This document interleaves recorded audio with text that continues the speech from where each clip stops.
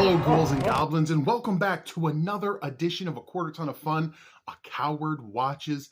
It's me, your buddy Ryan, aka The Coward, and today we're checking out 1975's Trilogy of Terror. So this movie is actually 3 short vignettes joined together. Each one tells a different story, and in each one Karen Black plays a different character. In one of them, she actually plays 2. And folks, I gotta tell you, there's some problematic stuff in this movie. Stuff that would not fly in today's age, and I'm surprised it flew way back then. And listen, I understand that things change. The sensibilities of a 1975 audience and an audience of whatever year it is we are in now, they're not the same. Things change, society changes. I get that. But this movie was really pushing some questionable stuff, even for back then. So we're going to talk about it. And I'm going to point it out to you with a very special graphic. See if you notice it. The first vignette is called Julie, and it's probably the most disturbing of all 3. In it, a student named Chad decides he wants to go out with his college professor, Julie. Hey, that's problematic. On their first date to the drive-in, he roofies her. Hey, that's problematic. Then, while the camera cuts away, he commits what almost assuredly is date rape. Hey, that's problematic. And he takes lewd photos of her while she's still unconscious. Hey, that's problematic. Then he uses those photos to blackmail her into continuing the relationship with himself and some of his friends. Hey, that's... So at this point, I'm like, I just want to see Chad die. This is horrible. Chad needs to go. And Julie turns the tables and poisons Chad and kills him. But we learn that Julie has actually been in control of this situation from the beginning. She's either has mind control powers or a witch. It's not really made clear. And she was an active participant in all these things. He wasn't really roofing her and taking advantage of her. She was making him do those things. Does that make the things non-problematic? No, because then he was the innocent party who was being forced to do horrible things by her mind controller powers or whatever. And this vignette ends with a new student coming in and asking her for some help with his homework. And she checks him out, and we all know where it's going from there. Vignette number 2 is one where Karen Black gets to stretch her acting chops by playing 2 really different characters, Millicent and Therese. Millicent is the uptight, prudish sister. Therese is the wild party sister. And we learn in this one that Millicent claims Therese was having a romantic relationship with their father. Hey! And the relationship took place when Therese was 16. Hey! And Millicent describes the relationship as Therese seducing him. Hey! Oh, Jesus Christ. And probably the worst part of this one is that kind of subject matter is used for a cheap reveal at the end that the 2 sisters who we've never seen together in the same room and who keep calling this doctor to try to get help from him are the same person with split personalities. And maybe in 1975, that's a big reveal. I don't know. I wasn't alive then. I'm very young, obviously. But to a modern viewer, it's obvious from like 2 seconds into the thing. Our third vignette is called Amelia. And unfortunately, unlike Amelia Earhart, it didn't go missing. And again, Karen Black gets to show her acting chops in this. She's the only actor actually in this vignette.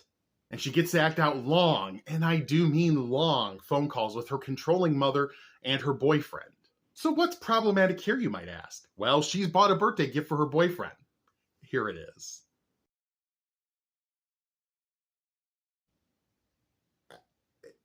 Hey, that's... Racist.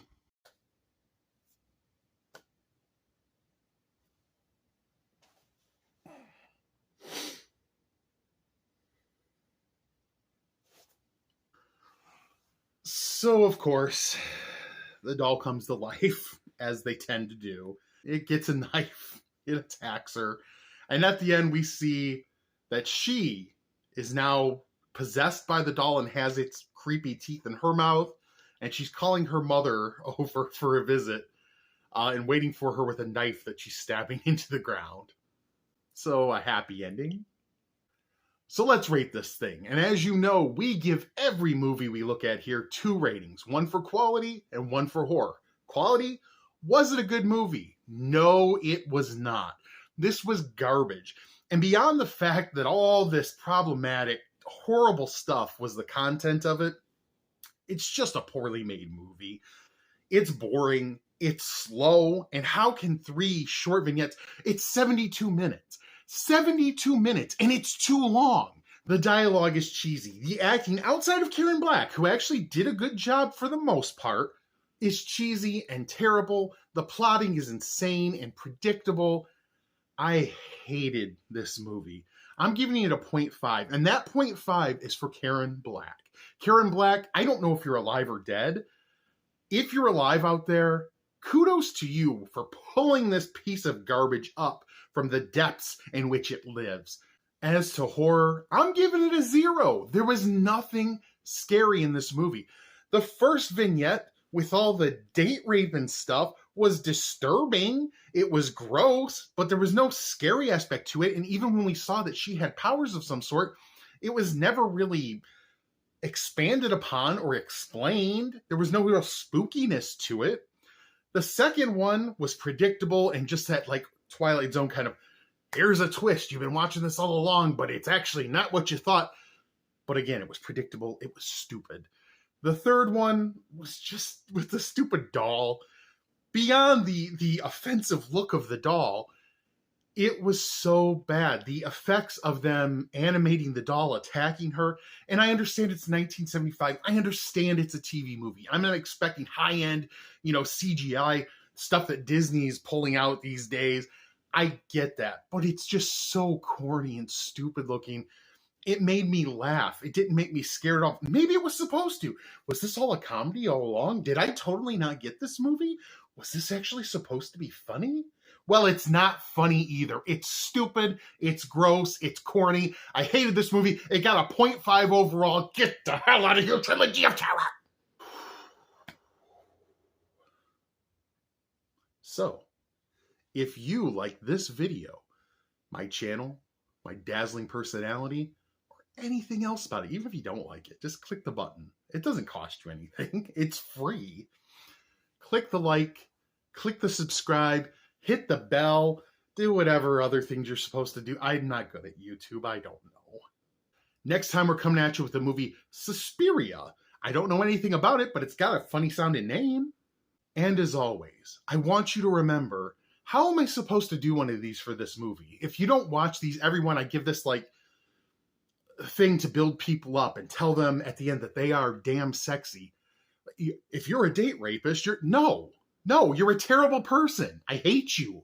If you're calling things happening between a father and daughter seduction, no, you're not damn sexy. You're terrible. If you have a little terrible racist doll, no, just no. I can't do it for this movie. I'm not going to. I refuse. We're just going to sit here in quiet silence until I'm done judging any of you who like this movie. And normally I don't judge people for liking movies. I figure, hey, I'm not going to yuck anybody's yum. You know what I mean? I'm cool, baby. I'm wavy gravy. We cannot be friends if you like this movie. If you like this movie, I will punch you right in the kidney. Not really, because I'm not violent and I'm not a tough guy. I wouldn't say I'm a wuss, but not far off. In the wuss area.